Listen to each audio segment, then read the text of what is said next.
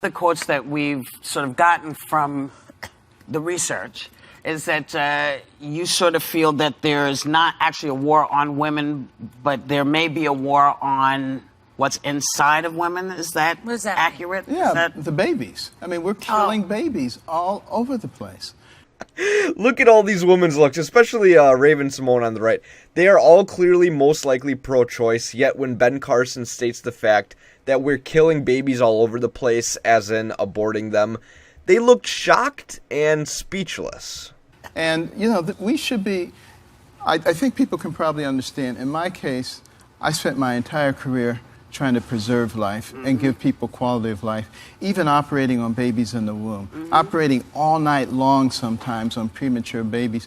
And I get to meet those people, you know, when they're adults and productive adults. There is no way you can convince me that they're not important, that they're just a mass of cells so that you can do anything to them. I want to ask you this. Have you met with the women who have to make these horrendous decisions when they have to make them of whether or not they can bring a child into the world? I mean, we talk about bringing children into the world all the time, but periodically, some women feel, I just can't. And are you empathetic to them? Because we just had empathetic. Oh, good.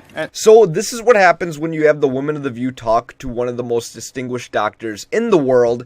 Remember, Ben Carson is a doctor, or more specifically, a neurosurgeon. I may be reading Whoopi wrong here, but she seems to be playing an emotional argument against one of the greatest doctors in history. Now, instead of Whoopi taking on Ben Carson's argument of him saying there is no way that's just a bundle of cells, no, that's actually a baby, which means you can't kill it, Whoopi steers towards an emotional argument of, do you have any empathy for the people who have to make decisions to kill their baby? To which Dr. Carson responds accordingly. Go ahead, sorry. Go Very ahead. empathetic. And what I have said is that this is a job for us in the private sector. What we need to do is make sure that we provide adequate daycare centers for these mothers so that they can get their GED, their associate's degree, their bachelor's degree, their master's degree. You're assuming that these are mothers who aren't educated. I mean, I'm talking about women who make most that. Of them.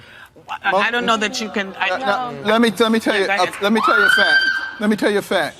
The fact is, a lot of those young girls who are having babies out of wedlock, when they have that first baby, they stop their education. And that child is 4 times as likely to grow up in poverty. We as a society have an obligation to do what's necessary to stop that cycle from occurring. Did you notice the reeks from the crowd when Dr. Ben Carson actually points out this fact? There are so many studies on this. Here's just one from U.S. News saying that poverty and children born out of wedlock are absolutely connected. If you're a fan of my channel or a fan of Ben Shapiro or Ann Coulter, you should know that we all have mentioned this many times. The number one thing that will predict whether or not a child is a criminal, a failure, a success, a juvenile, whatever, is not the color of their skin or the way they talk or walk or even just poverty alone. It is being born into a single mother household. It turns out that kids need both a mother and a father. Who knew, right? Now, don't get me wrong, it's no different with a single father household, but there's a perpetuating cycle of single motherhood in the country.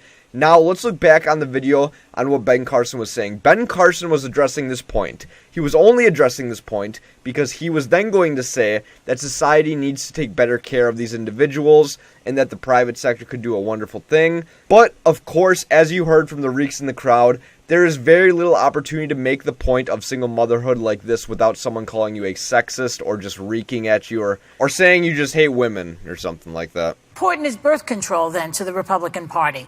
They should be out there really applauding Planned Parenthood for supplying birth control, mammograms, and everything else.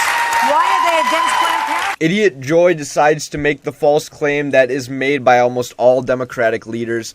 Yes, Planned Parenthood supplies birth control. They generally only supply birth control because they know birth control is somewhat ineffective due to human error, as in women forget to take it at the same time every single day, which is what needs to be done for the effects to work. What happens if the birth control fails? They get pregnant again. Where do they go for their abortion? Planned Parenthood, of course. Now, something that upsets me the most about the Planned Parenthood argument. No, they do not supply mammograms, Joy. When Joy listens to her Democrat leaders like Bernie Sanders and even Barack Obama say this, she is utterly convinced that it is true. Yet, a simple Google search shows that they do not supply mammograms. This is just another leftist lunatic lie. Getting back to the overall point Joy made about Planned Parenthood, Republicans generally are against Planned Parenthood because not only do they not supply mammograms or prenatal care, they supply abortions. They are the abortion clinic of America. Republicans are generally against abortions. It's just that simple.